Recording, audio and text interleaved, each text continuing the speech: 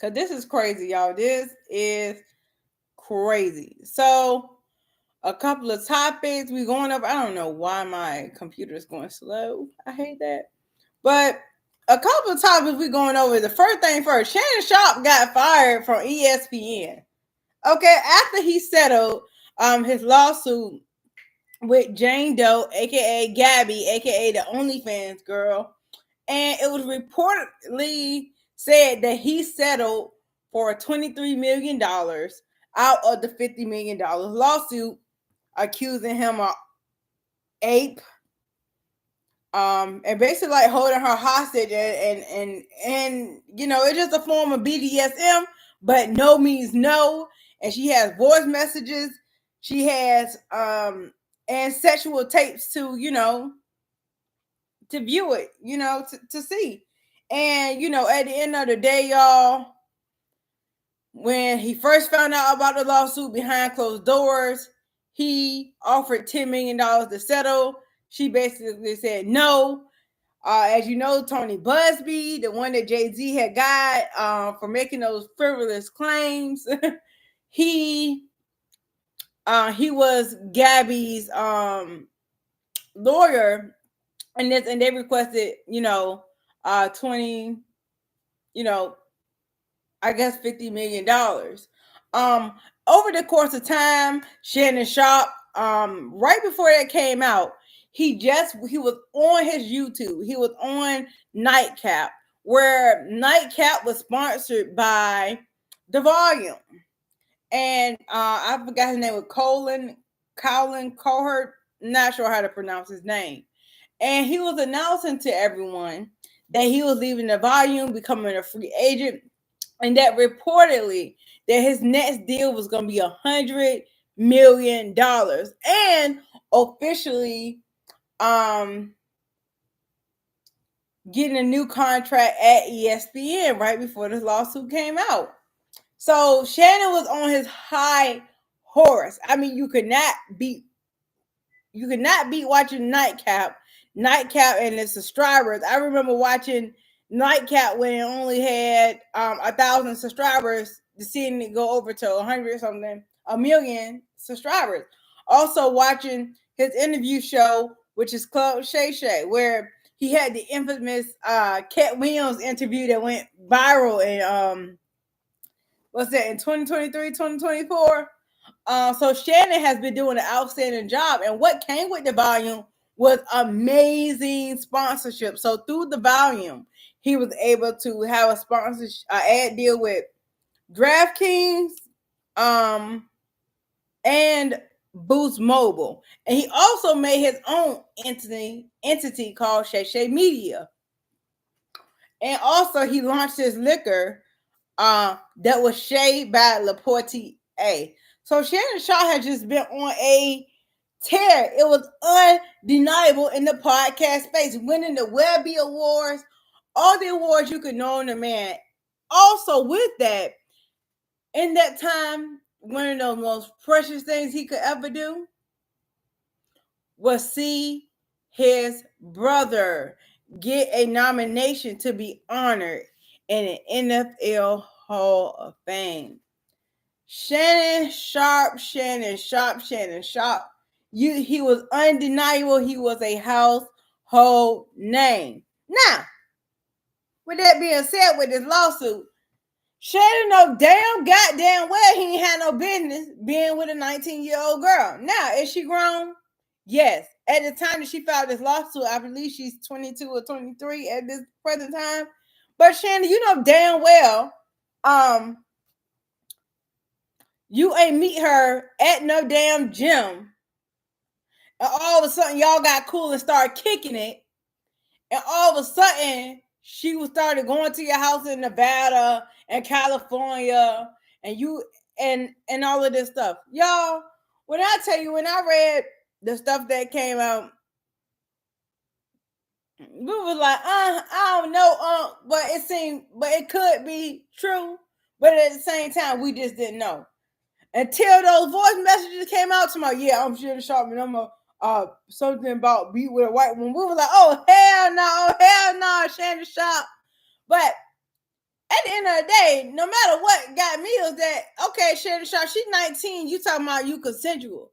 And what's so crazy is on one of those episodes of Club Shay, he was in an interview with somebody and he said, hey, yeah, I'm thinking about having a baby soon. I think I'm going to have another baby. I'm thinking about having another baby. And in the lawsuit, it kind of spoke to Shannon Sharpe potentially getting her pregnant. Okay. So I knew for a fact that some of the details based off the stuff that he would tell in his interview, it actually lined up with what was in that initial indictment per se. What in the civil suit that she put out first. So I knew that it was true. Now, what you would call people being abused per se during sex, it is this thing called BDSM where people do this kind of like aggressive sex per se. But I can understand how they can go in the lines of, hey, you are physically assaulting me, and this is no more than just role play, right? Granted, she's a small little girl, only weighed like 100, maybe 110 pounds, compared to a big man that looked like a damn gorilla, basically. And he big. So I guess in optics and in power dynamics, you can make a case to say, well, hey, this could be true, right? So along this time, Shannon lost all the sponsors, of course. Nobody was rocking with Shannon. I mean, basically. And that, it was reported that he just settled. Now, he did put out a Facebook post saying that, hey, y'all, this is just an extortion thing, and I will be back on 2 weeks. I will be back on right before preseason at ESPN. That was he put out initially before ESPN just dropped the bomb on him. And we only got 1 week. I think it's 1 week to our preseason kickoff. I believe not this Thursday, but next Thursday per se. And Shannon Sharpe just got fired. So ESPN fired Shannon Sharpe, and they said they had no comment. At the end of the day, y'all, Colin that owned the volume and the people that he used to actually work at Fox Sports 1. So he actually had a show on Fox Sports 1 with Shannon Sharpe, and Skip had a show on FS1. Basically. So for the most part, y'all, Shannon Sharpe fired his everything down is for Shannon Sharpe because he was messing with the little girl. And I'm not gonna say little girl, I'm gonna say grown woman. But he set himself up. Cat Williams told him not to do it. Monique told him not to do it. Everybody told him not to do it. People, he would get super chats and everything like that to say, hey, Shannon, we would like to go. It's high profile people that was in the nightcap chat. When I mean everybody watched nightcap, everybody watched nightcap. But I mean, he was so into, Gabby. So I guess this is what he get. And I'm not saying it's right, but all that preaching he did, it sounded like he contradicted himself. But hey, what do we all do? Contradict ourselves. Okay. But it's just really sad. It's really sad. Shannon Sharpe didn't, deserve that. But I mean, when you do stuff that don't align with, the brand, then you kind of, lose your job at the end of the day. It's just unfortunate. But,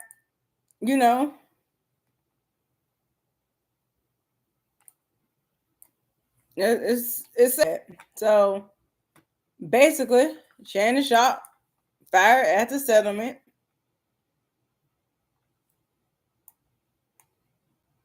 ESPN won't be returning to ESPN. So basically, we got the news. We're going to see if he's going to talk about it on Nightcap or not. We don't know. All right. But another topic in the realm that we're going to go through is Gill Arens Arrested on a federal indictment. I can't wait to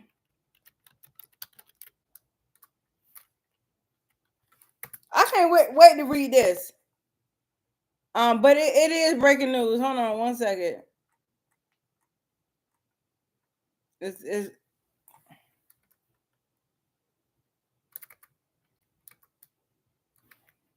oh, okay.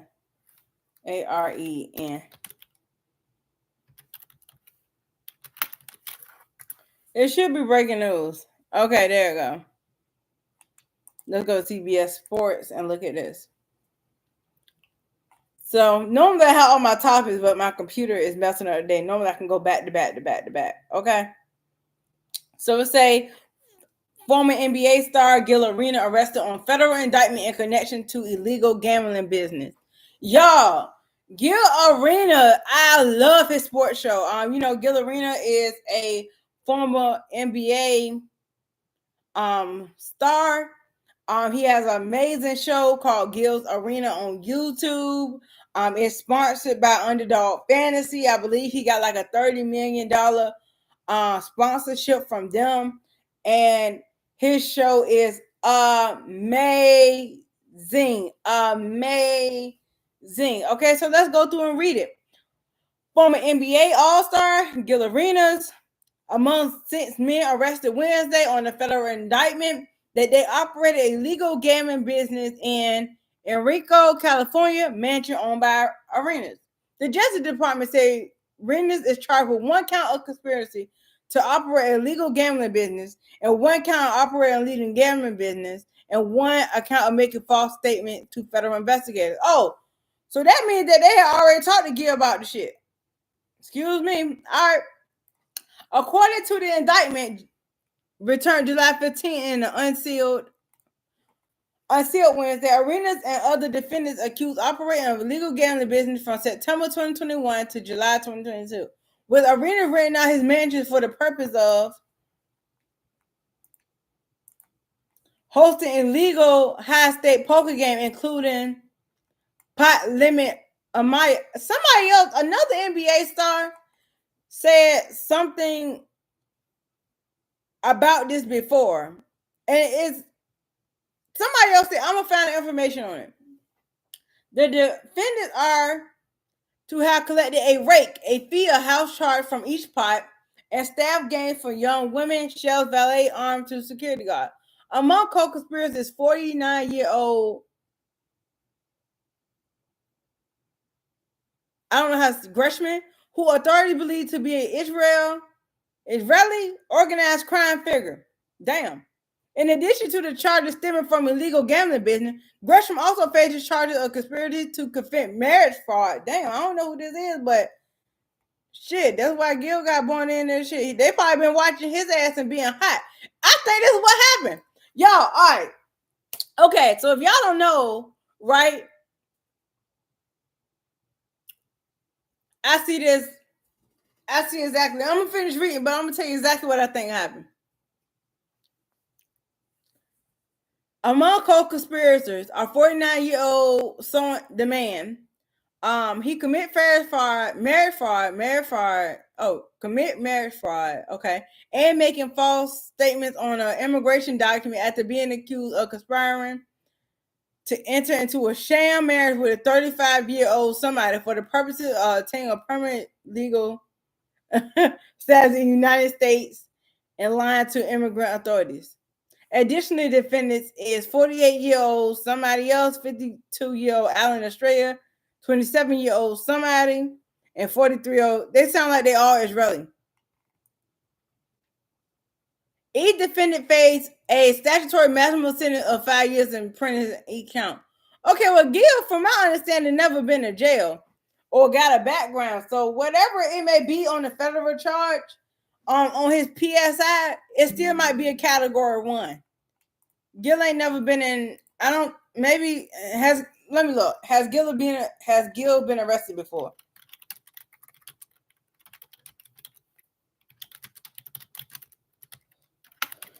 Let me check this.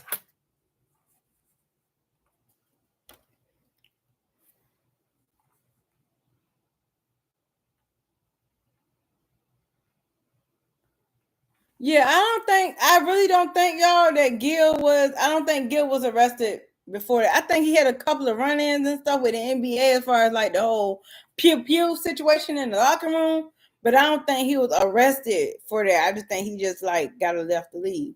All right, so Arenas is a 3-time NBA All-Star.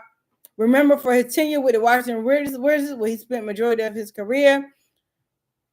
After originally being drafted by the Golden State Warriors in 2001, Arenas played for Orlando Magic, Memphis Grizzlies, and the Sharks and the Chinese organization. All right, so this is what I think happened. No bullshit, y'all. Let me tell y'all. What I think happened was that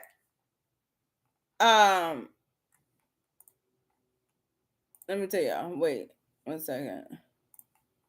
I'm gonna tell y'all exactly what I think. I had it on the wrong screen the whole time. Look at me trying to use YouTube. Funny. Right? So what I think happened is that they was investigating that man. In the process of investigating that man, Gill Arens going to his house or whatever. And he going over to Gill house, being cool and shit. And in between the time of them doing wiretaps on the Israeli guy and basically watching him to make sure he don't flee the country type stuff, that's how they found out about that.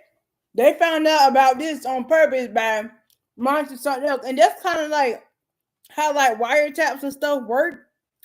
Like, let's say my phone got a wire 3 times by the feds. I'm talking to you. We talking about no shit. They ain't got shit with what they looking at me for. But we talking about some other hot shit, and now they're gonna wiretap your phone, and now they're gonna investigate you. That's basically what I think happened here. I think Gil been running some shit the whole time, but I just think he started fucking with some people he didn't need to be fucking with. That's what I think. But I'm gonna wait on the indictment come out. But like I said, in this story, it shows that he was already questioned by this before they came pick them up today. So why did he lie to the people? I don't know why he lied to the feds. Now, I'm not saying that he lied. He could have just not already told the truth all the way. You see what I'm saying? It's kind of like, yeah, I mean, it could be illegal because I got valet people. Like, I'm setting it up like it's a casino, basically, right? But it's like the part of being a casino night is you have fun. Y'all might play with fake chips or fake money. But now he collected a fee. That means a fee house charges from each pot. That's what he fucked up at. That's why they're including that, because the house, house is money. The house is the game. House is the casino. House is whatever, right? So when you start taking fees, you operating as a business. That means you're doing it illegally. Point blank, period. That's what that means. Just like y'all be selling y'all and shit out y'all house, the shit don't be right. You ain't got your shit right, but you doing it. You running illegal business out your house. Basically, that's what they saying here. Now, that could be true, but he was just having game nights, and niggas wanted to use real money. I mean, so we gonna see. I'm gonna read the paperwork. I'm gonna come back and tell y'all I'm gonna read the paperwork. All right. Now, next, let's talk about man, damn, Coach Prime. God damn. And what's so crazy is that because I go to work real early, I normally see when I scroll through Instagram, I see Coach Prime's early morning messages in the morning on Instagram that he posts. So I was like, damn. So a couple of weeks ago in my head, I was like, damn, Coach Prime ain't even posting like that. What the hell going on? Like, the last time we really seen him was at the draft. But, like, that was really it. We ain't been seeing him like that. And Bucky been at the house. We like, why the fuck Bucky in the house? Why they ain't been back to Colorado? Whole lot of shit going on. But now that we know the truth about, Coach Prime, now we can give our take on it. But first and foremost, we want to say, prayers up to Coach Prime. Prayers up to Bucky for taking care of Coach Prime. And shout out to everybody who kept Coach Prime in their prayers while we was like, hell no, we don't even know why Coach Prime ain't been active like that. Because Coach Prime would have been here to roll out going all of that, right? So it's saying, joined by his medical team. I watched the press conference. He gave us an update on, that he had bladder cancer, and that was just heartbreaking. That was just heartbreaking because I really love Coach Prime. I like him as a businessman. I like him as like a master, like a master businessman. Like Deion Sanders lived 3 or 4 lives in one, from being Deion Sanders, the son, Deion Sanders, the father, Deion Sanders, the player, prime time, to Coach Prime, to Professor Prime, the spokesperson for Aflac Prime, the guy who's really getting Nike.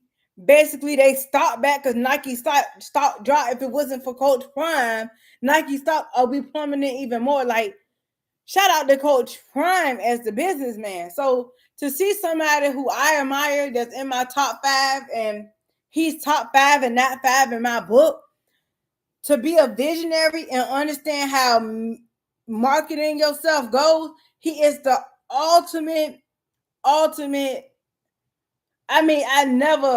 It's only a few people I can say that creates a master class and put on for the people, and put on for the city, and put on for the hood, and put on for the people like me. So for Coach Prime, my God, like, I'm thankful he okay, so he can continue to fight the good fight. He's cancer free. It's been reported by him that he said he's cancer free, and the doctors.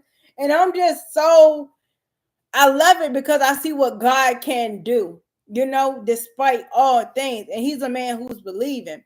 So I'm just so in awe of Coach. Like, I'm in awe of Coach Prime. And shout out to his team. Shout out to Lauren. Just shout out to the whole medical staff. And if y'all don't know, Colorado, from our understanding, has they actually did the remove his bladder stuff. They actually did it by a robot. So if you guys don't know, Colorado has one of the few best medical teams in the United States of America. They have money. So like I've been watching podcasts. Shout out to Melissa Ford as she talk about like menopause, men's health, and also Malcolm Jamal Warner, rest in peace to him. He just did her show 2 months ago, and I watched that interview as it premiered. So to see Malcolm Jamal Warner just talk about him and his legacy, his health, his grief, happy for being a husband to his wife and his kids, and just being to enjoy him, and 2 months later he passes away. It's kind of heartbreaking to see. But I watched medical or people, but they had doctors like Melissa Ford. She's not a doctor, but she bring a lot of doctors on that talk about all facets of things, and people that just go through things. So I've learned that in my 30s, instead of just going to my local doctors, I think I'm going to start flying out to potentially New York, Colorado, California to see certain doctors. I know that in my family, we got, medical issues, everybody. Well, I've been fat ever since I was born. I didn't want to show you my baby pictures. It's crazy. But I know what type of stuff we had colon cancer, prostate cancer in my family. My mama had floor and mouth cancer. So I know cancer runs in my family. So I know that I really have to be cautious on what I do. But I want to crackhead. I didn't drink, I didn't smoke, but Coach Prime didn't smoke either. So it's like how he get bladder cancer. So it's really, really hard, to say how did I even get this when I don't do these things. So that's just crazy. But a nice segue to Malcolm Jamal Warner. Oh man, that just really hurt me. The Michael Jamal Warner, like that hurt me.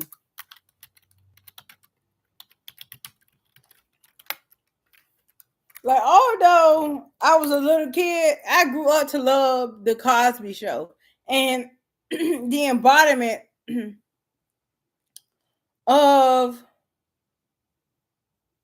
the Cosby Show. Um, like I want to put a nice picture of him up. I want to put a nice picture of him up, cause this man was the epitome of health, of a healthy black man. He was the epitome of a healthy black man that know how to swim. He's a epitome of a black man who speaks to justice. He is a poet, a actor. Oh, he was doing so well on the Doctor Show.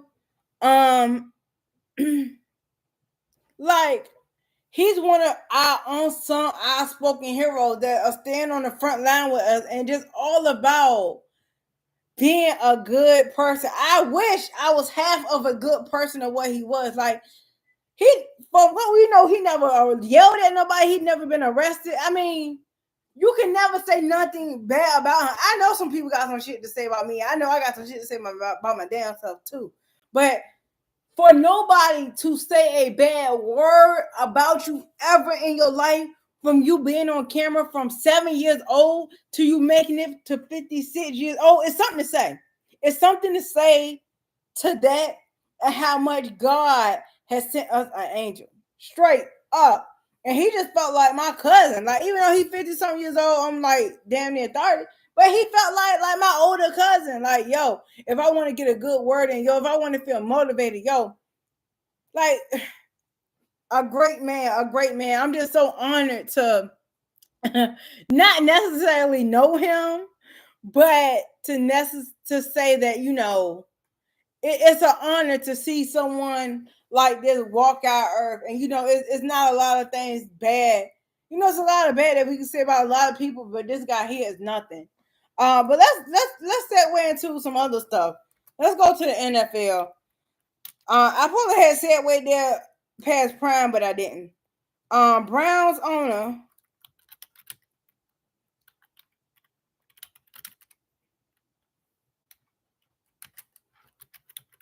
for SHEDUR.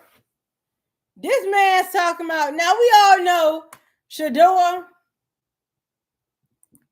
was a top 3 draft pick. It depends on top 4, right? And they're all dependent upon, you had Travis Hunter, Cam Ward, Ashton Genty, and SHEDUR Sanders.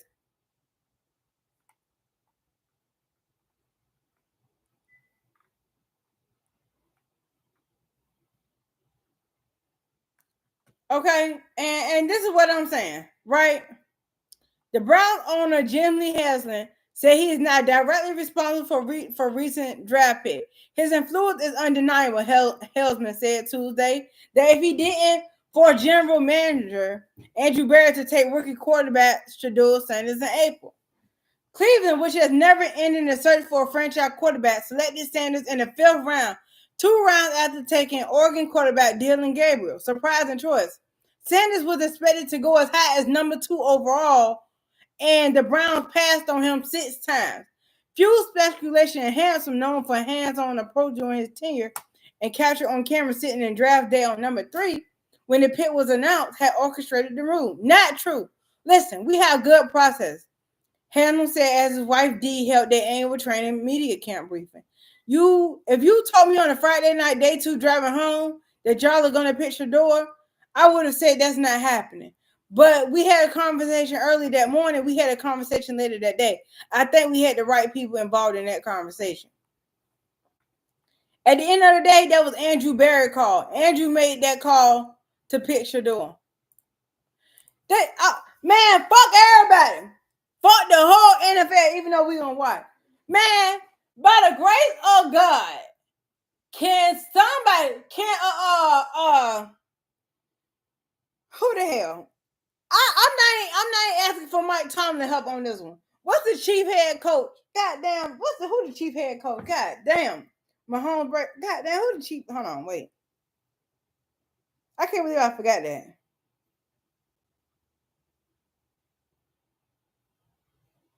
Andy Reid.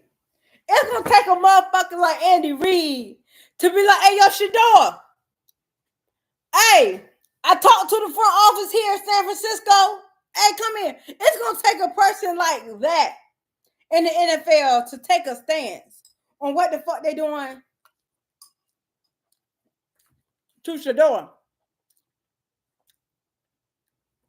At the end of the day, they on bullshit. They fucking with SHEDUR. They trying to break him down. They butt breaking him in front of the whole world to see. We not taking it, and it's free 12. SHEDUR got a jersey that said 12. Free 12 at this point. Free 12. Let him go. Fuck it. Send SHEDUR to the US fan ASL. What the fuck ever. And watch SHEDUR be over there. We can be balling out there, motherfucker. At this point, fuck it. Fuck it, SHEDUR. You may never pay professional football ever in your motherfucking life. But I tell you what, SHEDUR, I tell you motherfucking what, we're going to support you wherever you fucking go. Because that's so fucked up. A number one draft pick. And it's like, how could you get... Now, I understand Travis Hunter is a unicorn. But it's like, how the fuck you see Travis Hunter, but you don't see the nigga who passing him the ball? Like, none of this shit is psycho... None of it makes fucking sense. And I understand people got cap paces and shit, but it's like, yo, it's fucked up, y'all. It's fucked up. You feel me? Like, it's so fucked up. But like today, y'all, it's been a crazy ass day. It's been a crazy ass fucking day. Also, Diddy, one last so I actually covered the Diddy trial on Facebook. So YouTube, I think I gave y'all like one Diddy video, but I basically covered the Diddy asking for bail and Trump pardon. So right now, you can go to TMZ. Right now, Diddy is locked up. He was found not guilty on he was found not guilty on the federal RICO, which that's what I told many people. Anyway, I told him he won't gonna get found guilty on the RICO. I was like, it's a lot of stuff gotta be beyond a reasonable doubt. Now, I said he should get found not guilty on all charges, because the charges that he found guilty on, it actually makes a good case, right? Now, I watched the whole trial through and through, so maybe y'all just passed a buyer, who passively watched or just heard about it, but I watched the whole case. And the argument that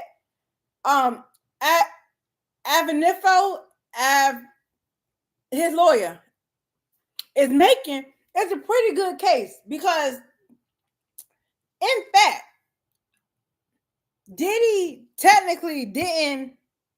What they said is that he purchased male entertainers to have sex with his girlfriends, right? But also in prostitution, he didn't make a profit from it either. He gave the money to the entertainers. He didn't profit off of the entertainers, right? And part of that comes with, okay, in all the cases that people probably got charged with prostitution on, either they had time sentence and, time served, and they just went home, or they got bail to come back on it and got time served. So in this case, Diddy is technically like one of the few only Johns. You know how you have like a Jane Doe, John Doe? He's one of two maybe of the United States of America. And in its history of cases using the Mann Act, that's sitting in jail with no bond. And you know, I think his judge, I think now Judge Summerian, I had a couple of issues with Judge Summerian. So I gave Judge Summerian like a 70 in the case. Because I felt like certain points in times, I do feel like he was a give and take judge. But because of that, I gave him a 70. It was a couple of times where I felt like he was being biased. And of course, he worked for the federal government and going against the federal government in the case. So it was one of those things. But for the most part, I give Judge Summerian a 7. But for the most part, y'all, and it came up in conversation today that, hey, Trump might pardon him. But this was already a conversation this right before the Diddy trial. I think maybe a weekend the Diddy trial started. But I also think it has something to do too that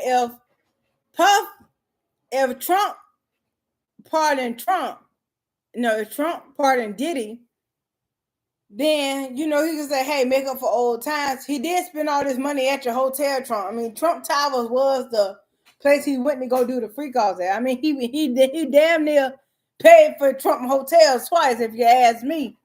But also, it's a political thing right now. We know Trump is in the headlines right now for the Epstein stuff, and people is not letting Epstein go. So no matter what Trump do when in doubt, he gonna create a diversion. So if it's anything that create a diversion, even if he do it or not, he gonna tell it. So at the end of the day,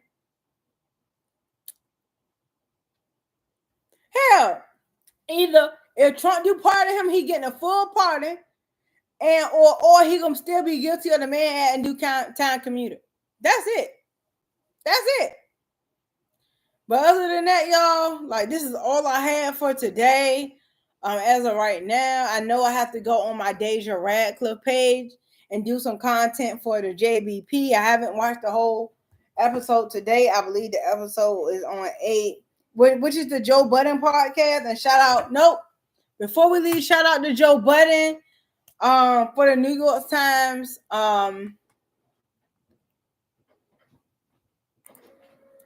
article. Joe Budden is also in my top 5.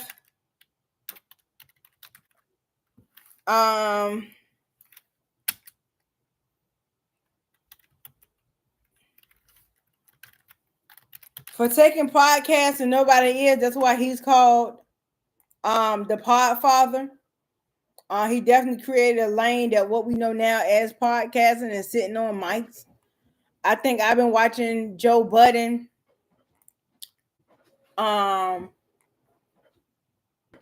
I think I've been watching Joe Budden since the 600th of his episodes. Now he's on 800.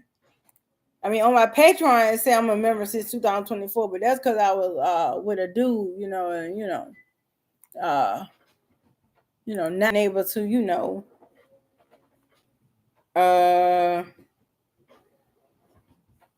oops, I don't want that. But basically, I'll leave this headline up here. But basically, just what we know as podcasting today, Joe Budden basically birthed it, And so I'm proud of him. I'm proud that he put it on Patreon. You guys, if you don't know what Patreon is, it's basically where it's kind of like a YouTube, but you can do subscriber based. Just like YouTube have, like you can become a member. It's kind of the same thing on Patreon, but it really gives you your independence on Patreon. So you can always sign up to be a creator or follow other creators too. But sometimes your YouTube can get blocked. People try to suspend your YouTube. People report yourself. So Patreon is a good app to go to for your content. I mean, I'm not deep. So right now I'm watching episode 874. But for the most part, though, I think at one time or another, as soon as I really get the time to really dedicate myself to podcasting, I'm definitely gonna pick it up. I'm definitely just not gonna have the room in the background. I'm doing too much right now. I got a lot of stuff going on. So this year definitely ain't the year. even though we got 4 months left. But on the other side of the year, we can really get it cracking, do the room, do everything.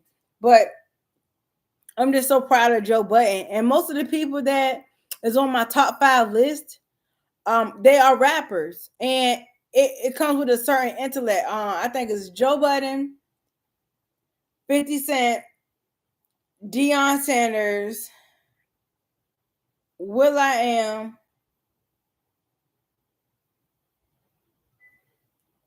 and there's one more person. Yeah, 50 Cent, Joe Budden,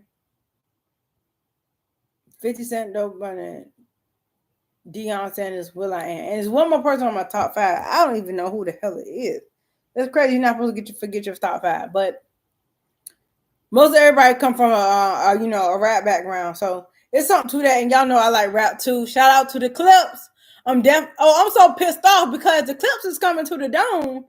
And them people put them resale tickets so damn high. I'm so pissed off about it. But I am going to Cousins Fest. So if y'all see me out there, I'll definitely be out there at Cousins Fest, of course. It's August 30th, I believe, at the Scope. So, y'all, I'll see y'all then. Other than that, I might do a video in between just to see what's going on, y'all. But thank y'all for watching and thank y'all for joining.